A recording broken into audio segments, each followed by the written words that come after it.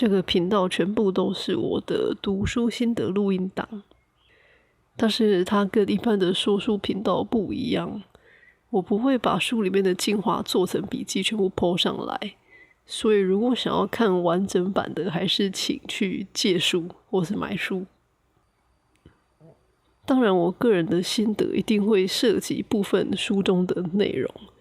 如果你完全不想要被事先透露的话，那也不要看。我的书大部分都是借来的啦，所以你所在地的图书馆应该也会有，就算没有，你按键购，它被采购的可能性也蛮大的。资讯栏有时间轴可以让你跳章节或是段落，我最近也加了字幕，是 CC 字幕，所以可以自己点开来看。阿含经与现代生活是民国75年发行的书，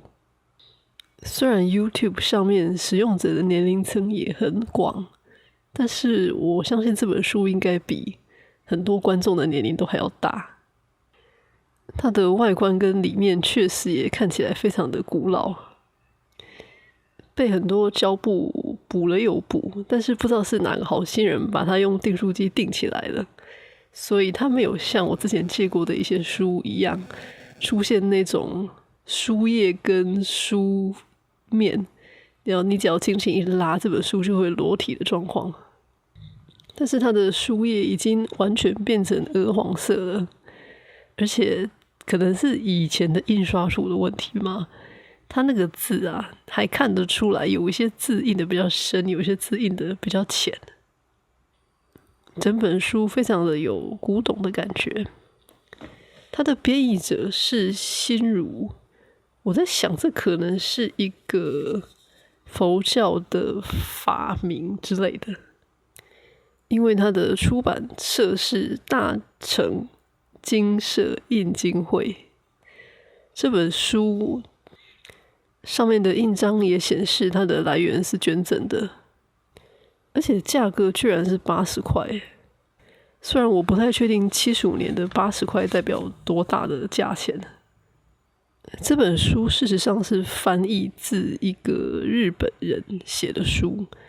那个原作者叫做赤根祥道，但是我并没有去查原作叫什么名字。这个资讯写在这本书的116页。如果不知道这个原作者是男性的话，一开始看的时候会觉得非常困惑，因为心如听起来应该是女性的名字，可是他这本书里面的叙述曲很明显就是有很多男性思想。我一开始看的时候就觉得说，为什么这个女的讲话这么像大叔？结果后来才发现，原来她真的是一个大叔。比如说他会说以前我很喜欢跟人家吵架呀，后来知道了什么什么的道理之后，我才觉得什么收敛了很多啊，生活比较平静之类的，或者说女儿很可爱，但是最后还是要出嫁。他好像还在某个地方感叹了一把现在离婚率很高这件事。总之就是那个年代日本男人的心声。我接下来来解释一下他的琼瑶点在哪里。我想如果是看到封面所以进来的人应该蛮好奇这一点。我在拿到这本书之前好像刚好跟我妈妈谈到琼瑶的写作技巧，就讲到他那个台词很喜欢用排比还是类叠一直无限循环的那个模式。因为这本书的写作方法是作者会举一段阿含经的经文，然后再用他自己的方式去解释这段经文，所以里面应该有1半到1/3都是那个经文的抄录，但是是白话文版的啦，就是不会是文言文让人看不太懂这样。那我就先念一段琼瑶的《情深深雨蒙蒙》里面男女主角吵架的台词给大家听，因为它很长，所以我没有把它截录下来。就是男主角就跟女主角说，你无情你残酷你无理取闹，女主角就说，你就不无情不残酷不无理取闹，我哪里无情哪里残酷哪里无理取闹，你哪里不无情哪里不残酷哪里无理取闹。后面还有更多我只有那一半而已，反正这段吵架就可以用这个神奇的修辞技巧一直无限的延续下去。但是经文里面常常为了要解释一个概念，也会举不同的例子，然后句型都是一样的。我拍一段给大家看，这一段是在解释那个色声香味触法，也就是六尘。诸位比丘啊，人们喜欢色就等于喜欢苦，因为喜欢苦，所以没有办法脱离苦海。人们喜欢生就等于喜欢苦，因为喜欢苦，所以没有办法脱离苦海。后面我就不念了。总之就是，因为我那阵子脑里面刚好有琼瑶的剧情，所以看到这本的时候，就觉得有一点相似。但是他要解释这些概念，又必须要出现这些句型。我觉得好处就是，当你弄懂了其中一个概念之后呢，就可以举一反三。于是你在读这本书的时候，就会产生一种自己非常聪明，可以一目十行的错觉。不过这本书确实算在某些条件成立下算是易读的啦。我刚才那个介绍书的基本资讯那边忘记讲一件事，就是它的大小跟一般图书是一样的，是25开 A5 大小，但是它的厚度大概只有一半，再加上它里面是白话文，所以看的速度可以非常非常快。我提这个琼瑶点是想给大家一点阅读的乐趣啦，跟这本书写的好不好没有什么非常大的关联，因为这个格式在经文在解释一些概念的时候还蛮常出现的。阿含经在台湾不算是很大众的经典，所以在图书馆里面也没有那么多书好借，而且讲宗教的书有深有浅。我之前借过几本，但我觉得太深我看不是很懂，所以在扣除掉这些程度我没有办法接受的之外，能借的书就又更少了。它是最早写成的佛经之一，因为佛教有往南传跟往北传。往北传的话，最早的佛经汉文有翻译的就是阿含经跟巴利五部，但是这些经典就跟道教的道德经一样，因为它并不是号称神由人的手去写成的经文，所以你要知道它内容正不正确，传抄的时候有没有抄错，就是还是需要靠考古。这本书的第一章就是在写佛陀过世到佛经写成的这个过程。佛经的写成跟那个孔子的《论语》的完成有点类似，是在佛陀本人死后蛮久之后才出现有文字的版本，中间的那段时间一直都是用口传的。总之就是不是他本人亲笔写下的，是很久之后他的学生们帮他写的。所以这些经典的不是应该是说这些伟人的学生们到底有没有改过他们本人的思想，这个我们都不会知道，除非透过很严谨的考古。第一章写的这段历史在维基百科上面也可以查到很详细的，他这个是用一个很像故事的方式把它写下来。其中这些比丘们在佛陀过世之后决定要把佛经结集的原因其实还蛮人性的。早期的佛经不像后来传播久了之后有很多的神话故事，他写到在佛陀过世之后，大部分的沙门学生们都非常的难过，但是居然有一个修行者说，各位我觉得你们不用难过啊，那个大沙门终于走了，他以前老是制定一堆戒律规定我们不能这样不能那样，现在他走了，我们不是自由了吗？听到他这样说，佛陀过世之后，僧团的领导人大迦叶就决定不能让这些传播非法的人太嚣张，导致世人就是误解佛陀的思想，所以他就找了500个比丘，用彼此的记忆互相修正的方法，去再把佛陀以前讲的法整理一次。可是那个年代是没有文字的，所以就是完全靠大家的记忆跟合诵。他们有具体讲方法，但大概就是找一个记性比较好的人，把他记得的法说出来，然后其他人就是透过自己所学的去确认说，没错，当时那个佛陀确实是这样讲的。用这种交叉比对的方法来写出佛经。看了那段历史之后，会觉得佛经能够流传到今天，其实还蛮不可思议的。因为没有文字时期的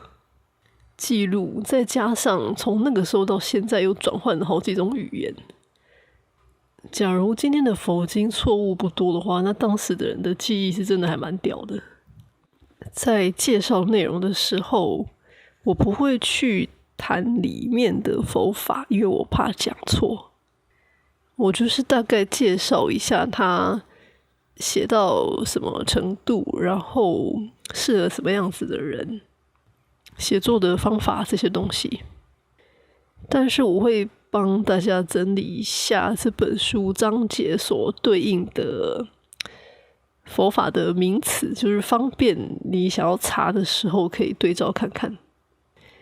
因为这本书虽然是白话文，然后它白话文的部分也蛮好懂的，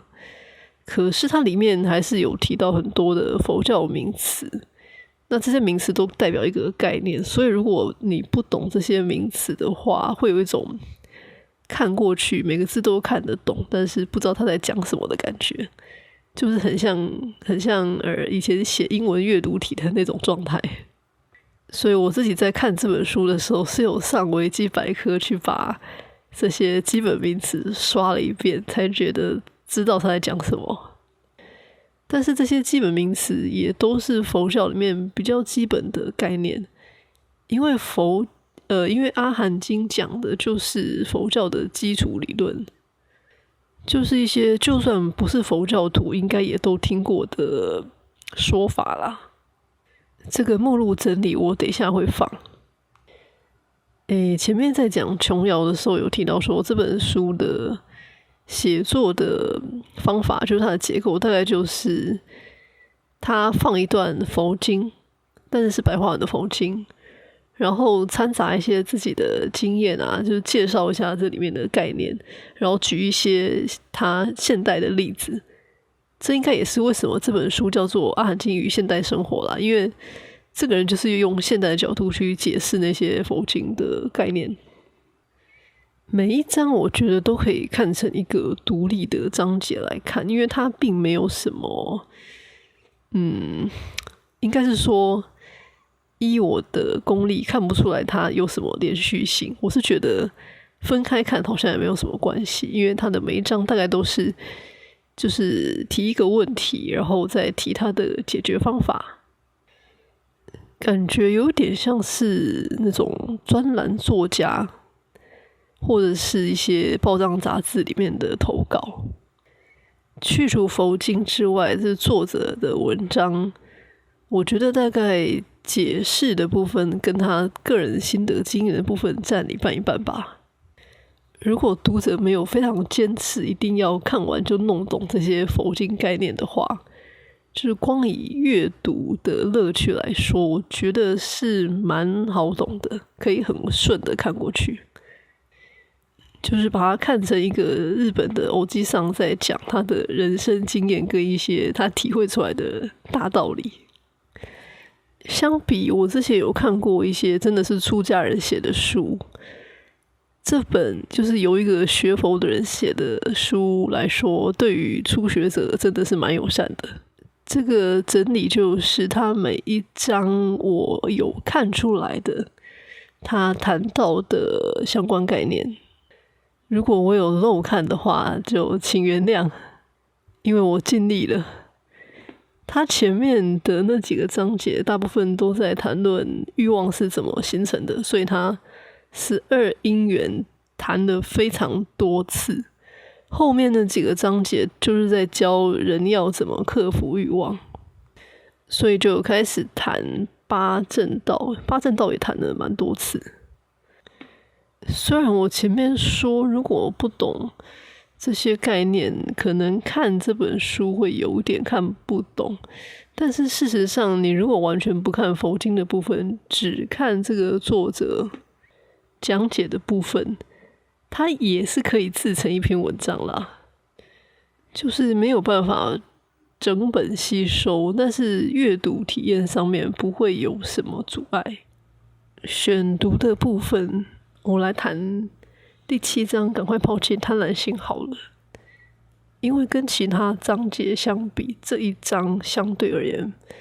比较没有使用那么多的专有名词，引用经典的部分也没有这么多，所以光是看白话文的部分就可以理解，然后也比较好解释。而且这一章提到了一个我觉得大家比较容易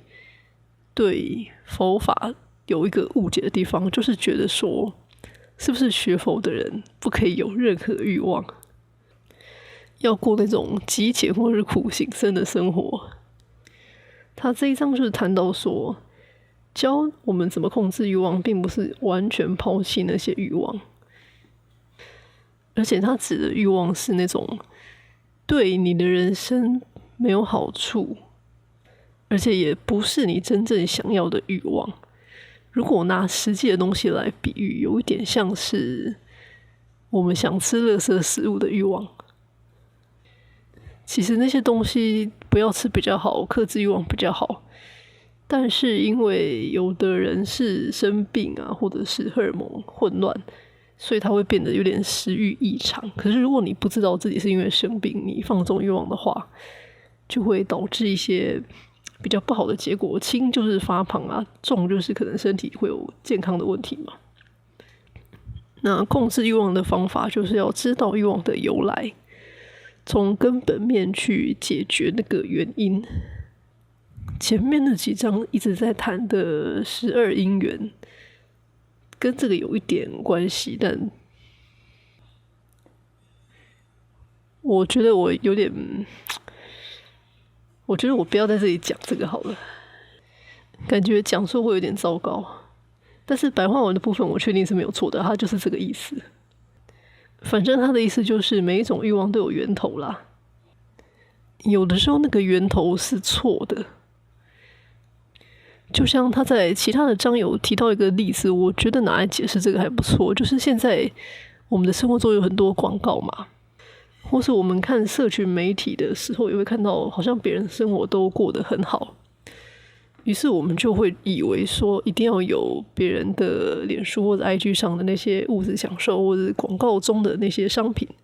我们的人生才会过得很幸福。那我们这个欲望的根源其实是我们想要过得很幸福，